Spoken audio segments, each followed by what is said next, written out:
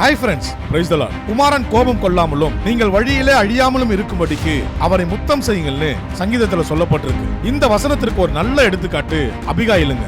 தனக்கு மதிலாக இருந்த தாவீது ஒரு உதவின்னு கேட்கும் பொழுது அதை செய்ய மறுக்கிறாரு பேலியாளின் மகன் நாபாலுங்க. இதனால் தாவீதின் கோபத்துக்கு ஆளான அந்த நாபாலை தாவீது அழிக்க புறப்பட்ட போது நாபாலின் மனைவியாகிய அபிகாயில் வழியிலேயே தாவீதை சந்தித்து தாவீதினுடைய மன்னிப்பையும் இரக்கத்தையும் பெற்று அழிவிலிருந்து காப்பாற்றப்படுகிறார்கள். இந்த சம்பவத்தை சற்றே கவனியுங்கள். ஒரு காலத்தில் பாவத்தினாலும் அக்கிரமத்தினாலும் கோபாக்கினை பிள்ளைகளாய் இருந்த நமக்கு மன்னிப்பும் இரக்கமும் கிடைக்க பெற்ற அந்த நாள் கிறிஸ்து நம்மை சந்தித்த ரட்சிப்பின் நாளுங்க.